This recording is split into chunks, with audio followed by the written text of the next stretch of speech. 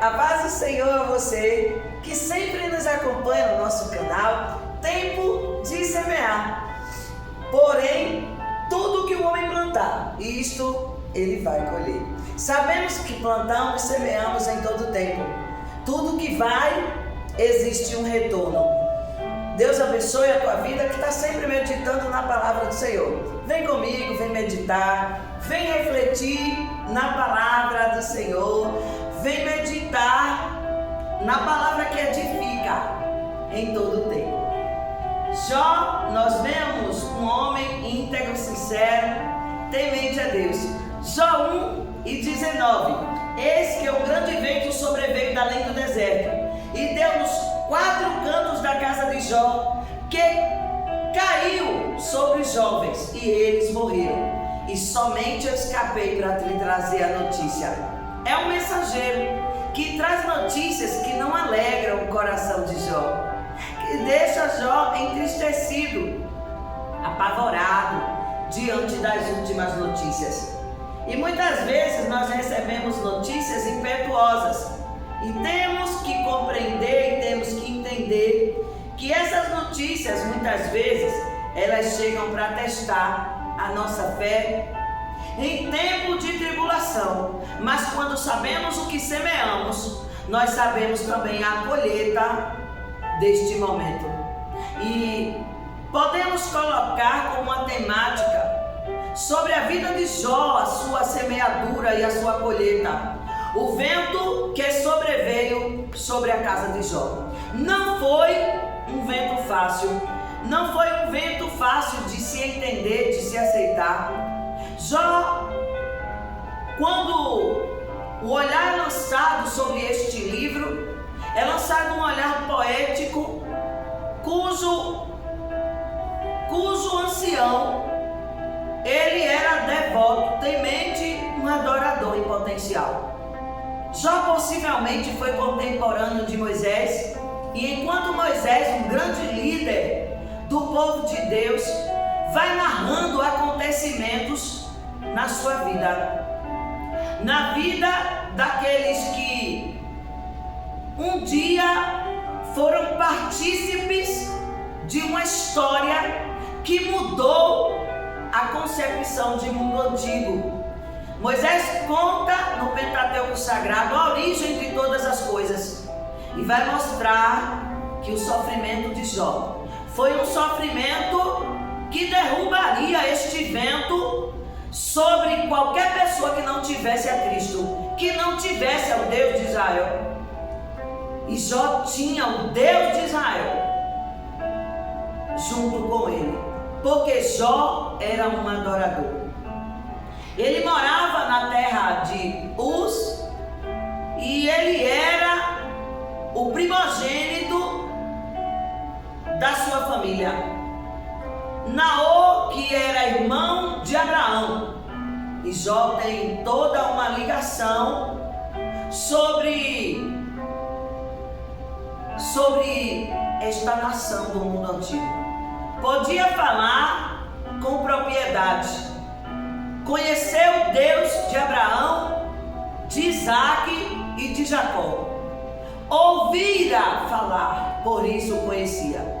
Jó de um caráter extremo e de tanto ouvir acerca deste Deus glorioso, ele se curva e se torna um adorador em potencial. Caráter na vida de quem semeia, caráter na vida de quem busca Deus faz toda a diferença. Caráter de adorador, caráter de um homem íntegro, de um homem reto, de um homem temente a Deus e de um homem que se desviava do mal.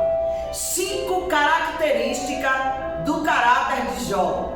5 características de alguém que viveu no mundo antigo e que ouvira falar no Deus Yahvé, num Deus poderoso, num Deus que trabalha em favor daqueles que o temem. Mas o inimigo, ele vai tentar desequilibrar aquele que serve a Deus, aquele que busca o seu nome. O inimigo, ele vai mover ações para me tirar, para te tirar do lugar onde Deus nos colocou. E ele vai soprar o vento contrário. Mas lembre-se, só sopra o vento contrário naquele que Deus determina, naquele que Deus autoriza, naquele cujos lombos estão cingidos para suportar o vento contrário, que bate muitas vezes na nossa casa, nas nossas plantações, atrapalham a nossa colheita e minam os nossos fundamentos. O inimigo se apresenta diante de Deus. Vistes tu teu servo Jó? E o inimigo escuta Deus falar: eu vi o meu servo Jó. Ele é fiel, temente, reto, íntegro, desvia-se do mal. E o inimigo, ele olha para Deus e diz: ele só é fiel porque tu estás com ele. Tu és o grande provedor da vida de Jó. Ele só é fiel, em outras palavras, porque ele tem posses, camelos, jumentas, filhos, família, uma casa estruturada. Tira tudo dele, me permite, e tu vais ver que ele se entregará. Verás que a sua adoração irá parar. E Deus Pai, que é misericordioso, ele ordena: toca na vida de Jó, mas só toca até onde eu permitir, porque para tirar-lhe a vida, tu não tens este poder, esta autoridade, esta designação especial. Toca nos filhos, nas riquezas, toca em tudo, porque onde Jó semeou é uma terra de caráter íntegro. O vento vai soprar, o vento vai balançar as palmeiras no deserto, o vento baterá com ímpeto sobre os fundamentos, mas ele não abrirá mão de ser um adorador. E muitas vezes o vento contrário sopra sobre as nossas vidas e nós pensamos que vamos naufragar, pensamos que não vamos mais colher aquilo que plantamos com tanto carinho e amor. Em tempo de plantação estávamos firmes e fortes, mas quando chega o tempo da colheita, parece que em muitas situações estamos definhando gradativamente. Mas o nosso Deus, ele coloca limite aonde nós não vemos, tampouco entendemos. E o inimigo que veio de passear sobre a terra, de rodear a terra, ele desce até as camadas da terra, prepara o seu arsenal e parte em direção à terra de Ur, para tentar acabar, parar a vida de um adorador. A ação do inimigo na vida de Jó, que tinha aproximadamente 7.000 ovelhas, 3.000 camelos, 500 juntas de bois, 500 juntas de jumentos. Jó era um homem muito bem casado, tinha 10 filhos, 7 mulheres, 3 homens belos e formosos, e todos os dias caminhava e oferecia sacrifício ao Senhor pela vida dos seus filhos. Ensina os seus filhos a adorarem ao Senhor. Filhos que gostavam de banquetes, de festas, mas que através do seu pai conhecia as propostas de um Deus que é poderoso. Mas quando Jó pensa que é mais um dia tranquilo de sacrifício, quando Jó pensa que está tudo bem e segue nas suas adorações, eis que vem 4 mensageiros que escaparam da tormenta. Eles trazem notícias e não são boas. chega o primeiro mensageiro, os ventos que sobreveio sobre a casa de Jó. O primeiro mensageiro fala para Jó e diz: olha, vieram os sábios seus, os sabeus, tomaram os bois, tomaram as jumentas que pastavam, os servos que lá estavam, eles feriram a espada e nada sobrou. O segundo mensageiro vem até Jó e começa a dizer: fogo do céu caiu, queimou as ovelhas, queimou os servos, consumiu tudo que estava no campo, ninguém sobreviveu, somente eu, para vir te trazer essas últimas notícias. Jó escuta o segundo mensageiro, entristecido com as últimas notícias. Ele vê que o terceiro mensageiro se aproxima e ele diz que os caldeus vieram com suas 3 tropas, bateram com ímpeto sobre os seus camelos, que os tomaram dos servos, e os servos foram mortos à espada. O quarto mensageiro, representando os 4 ventos na vida de Jó, estando suas filhas e os seus filhos comendo, bebendo, se banqueteando na casa do primogênito, veio um vento lá do lado do deserto, quente, assombroso, e bateu nos 4 cantos da casa. A casa caiu sobre os jovens. Eles morreram, meu Senhor, e somente eu escapei. Os 4 ventos sobre a casa da vida de Jó. Mensageiros que vêm trazer notícias para entristecer. Mas Deus continua no controle, mesmo que o inimigo se levante com suas ações, sobre o seu vento contrário, e não sobre ninguém, só o mensageiro para trazer notícias péssimas, terríveis, pavorosas. Notícias que tentam nos desestabilizar, nos tirar da vontade de Deus. Mas Jó tinha caráter. Jó olha para o céu e começa a lembrar que um homem sem geração não tem história para contar. Deus dá um abalo na vida de Jó. A geração se acaba, o legado de Jó termina aos seus olhos. Acabou a minha história, diz o patriarca. Meus filhos se foram, o 4º vento veio para acabar. E ele começa a lembrar que Moisés escreve no Pentateuco as gerações que viriam: Abraão, Isaque, Jacó.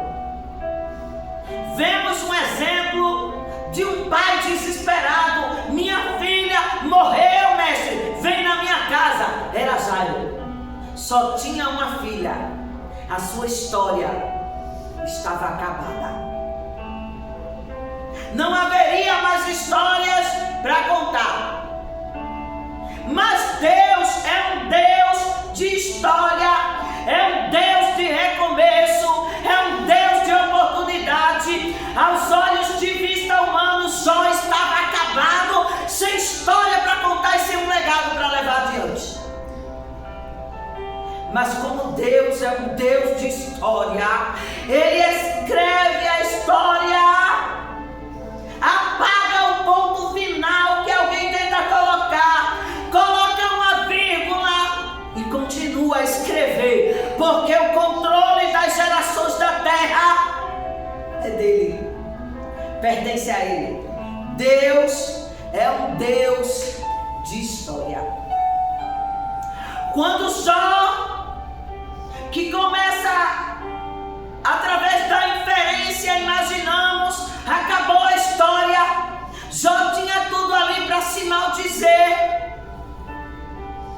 Jó tinha tudo ali para levantar, se tornar um homem angustiado, atribulado, um homem vazio de Deus. Mas Jó se levanta e toma 5 atitudes que o diabo não esperou. O inimigo traz o vento da tormenta, da maledicência, da calúnia.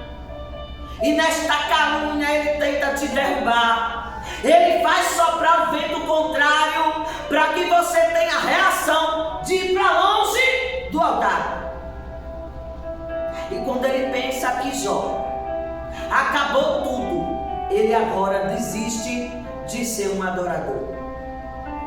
A primeira coisa que Jó faz é levantar-se, rasga as suas vestes, raspa a sua cabeça, coloca cinzas sobre ela, como sinal de humilhação.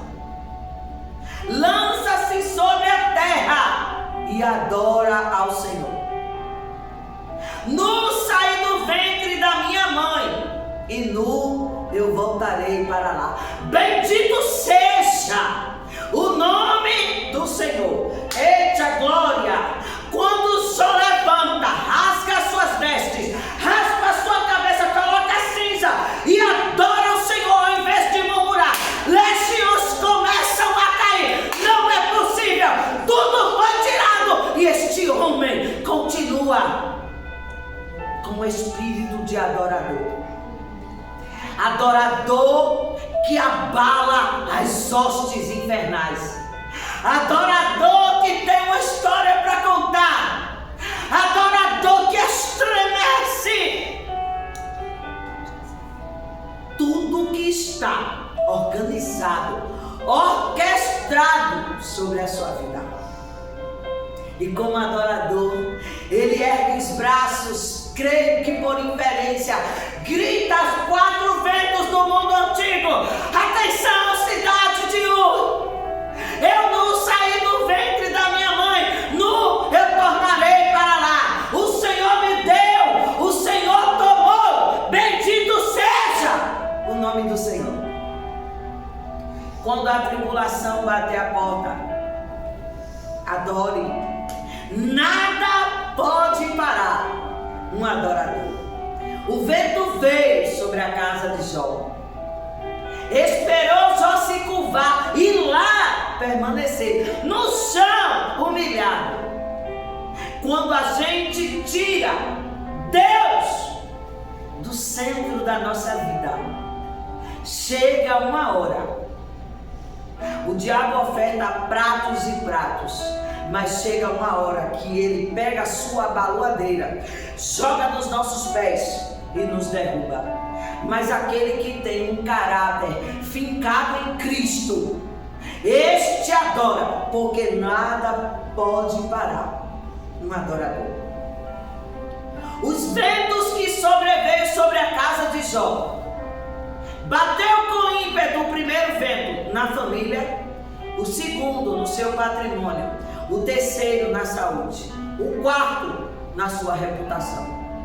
Quando Jó levanta da sua adoração, começaram a sair caroços sobre a sua pele, que eclodiam com pus e sangue.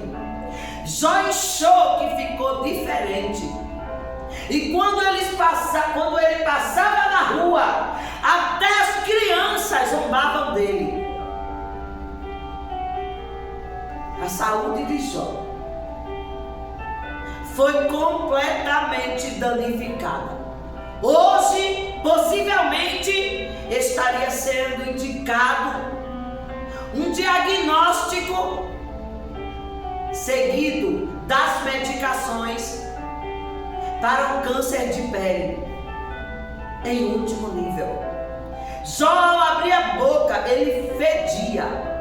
Ao passar no meio da cidade, ele fedia.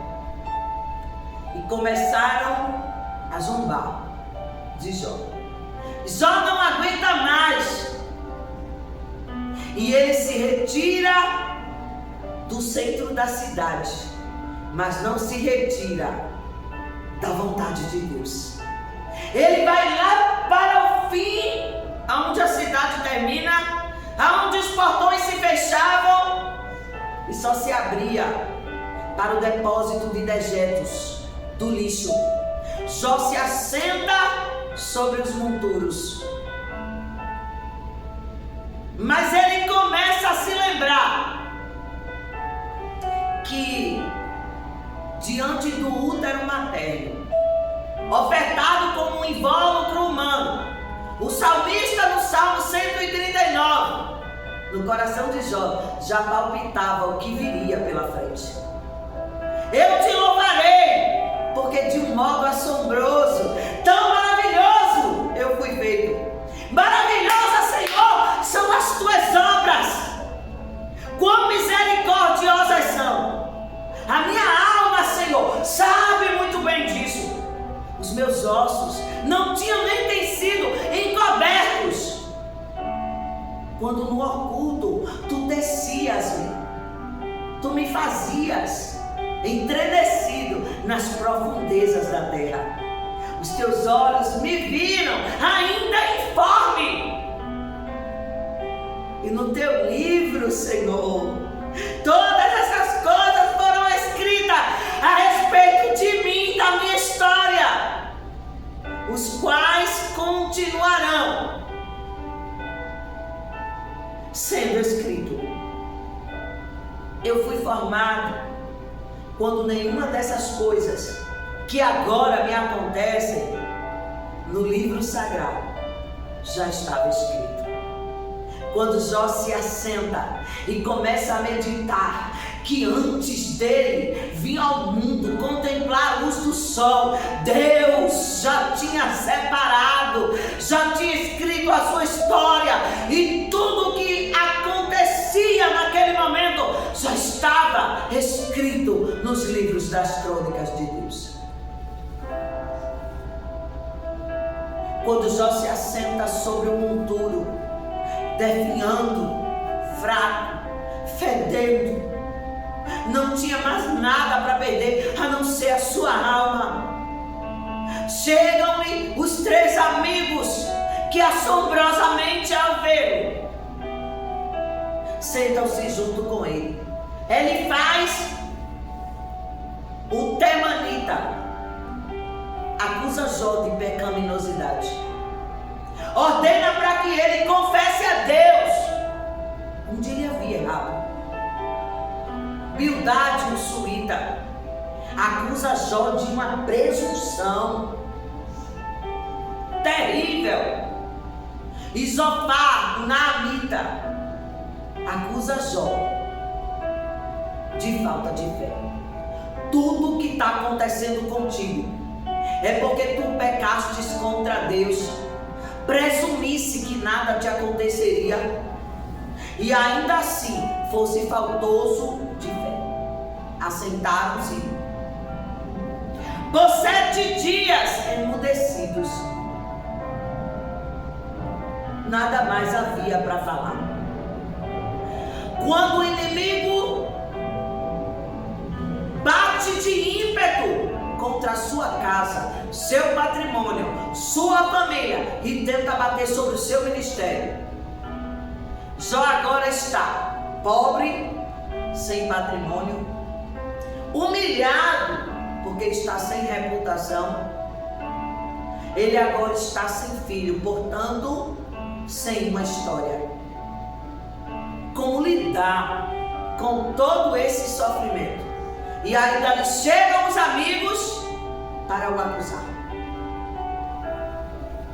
Está doente, cheio de tumores na pele, vermes eclodiam da sua pele e o seu corpo febril se encontrava. A pele havia se enegrecido por causa do sol causticante lá do monturo aonde ele foi viver. Jó apostemado, vivo, mas continuou sendo adorador. Olhavam para ele e a sua estética estava irreconhecível. Era indesejado por causa da sua aparência, do seu odor e do seu estado social, que agora era deplorável.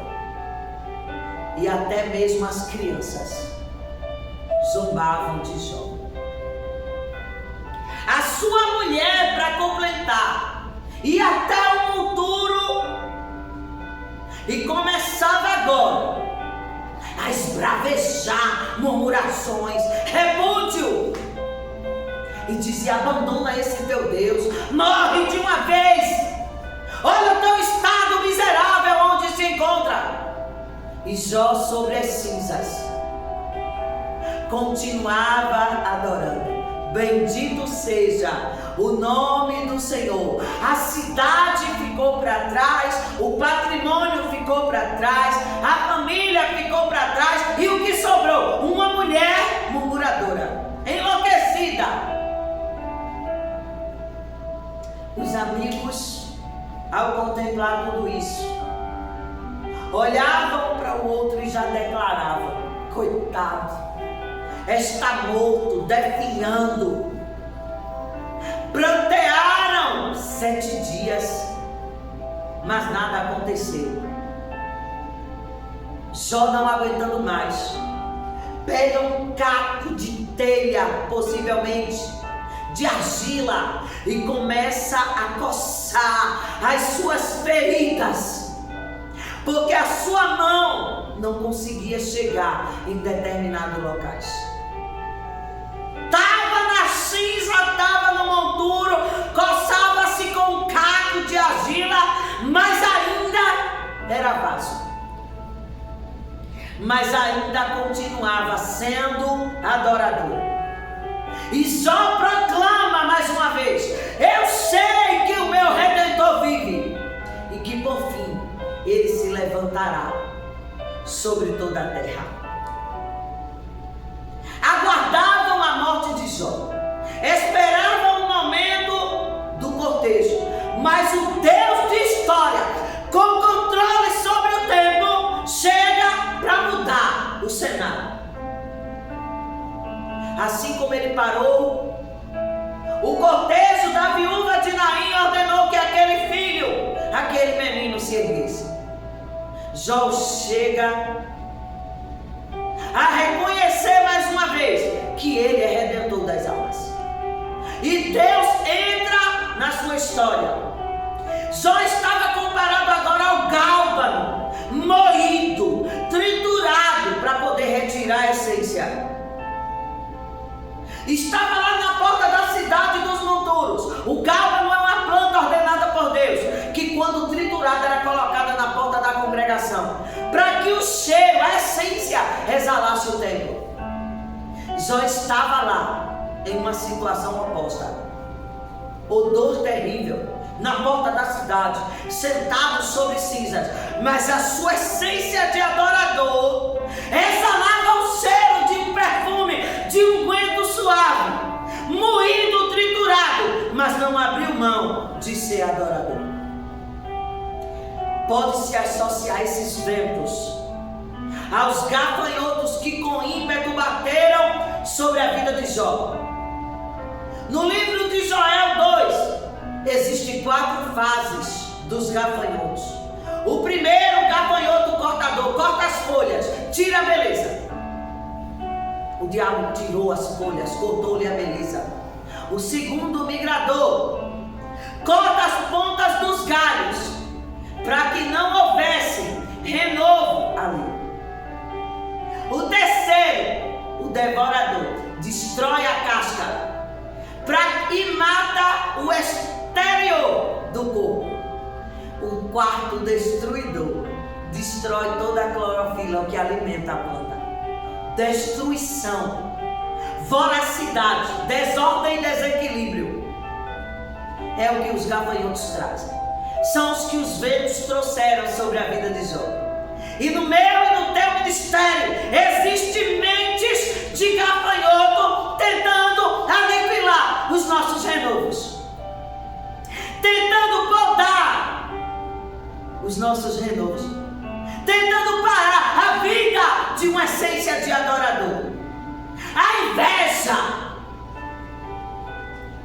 diante dessas mentes de gafanhoto, inveja das tuas folhas, dos teus renovos, das tuas vitórias, do teu ministério, da tua intimidade com Deus.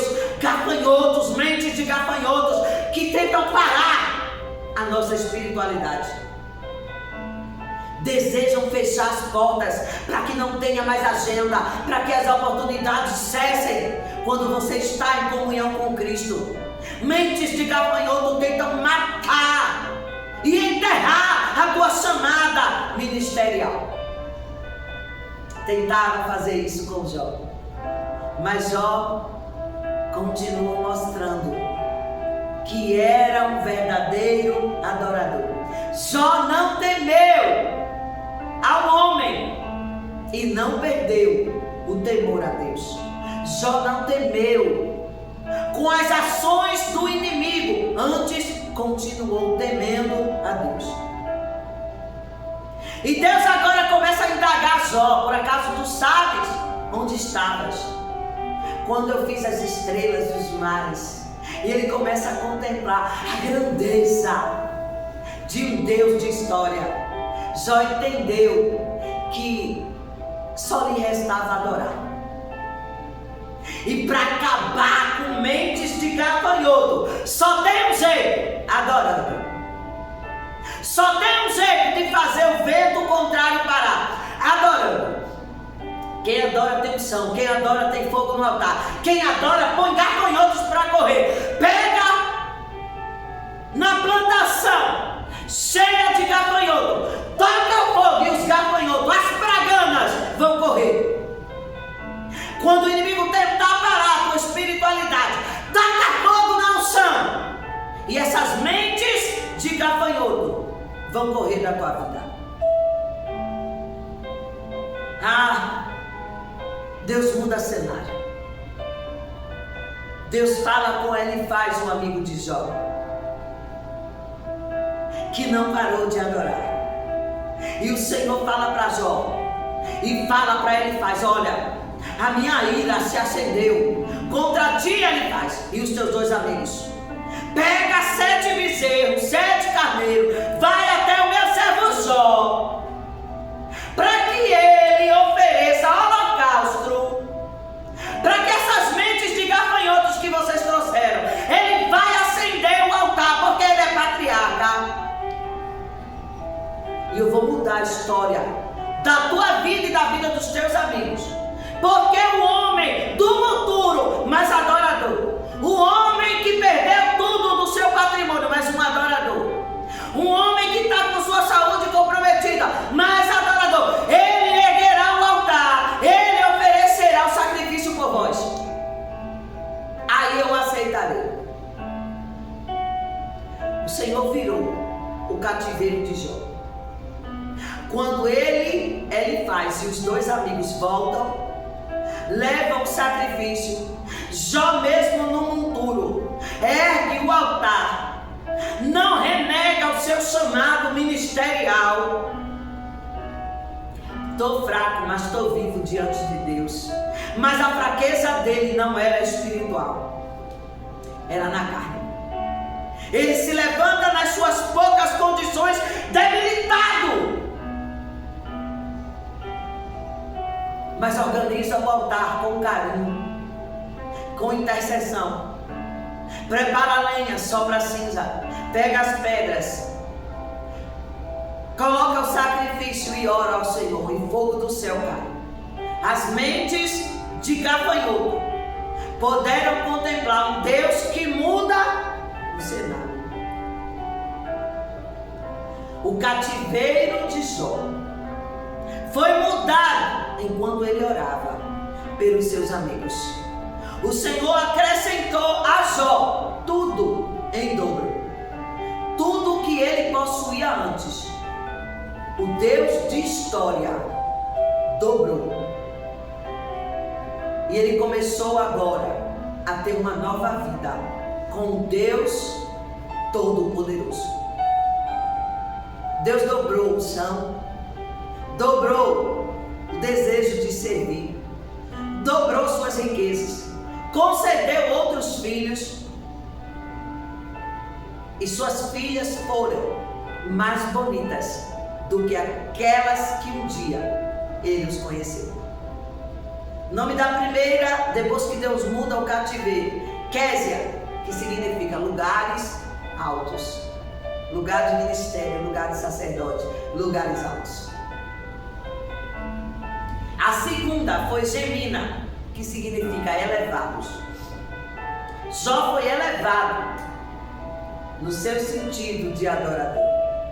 A terceira filha de Jó, belíssima, se chama Queren-Apuk, que significa ninguém te subsistirá, ninguém te resistirá no dia que Deus mudar o teu cativeiro, porque a adoração foi o foco. Te colocarei em locais altos, em locais elevados, e ninguém te subsistirá. Deus é um Deus de história. Continue adorando, continue clamando, continue dizendo que Ele é Deus, continue louvando o nome do Senhor.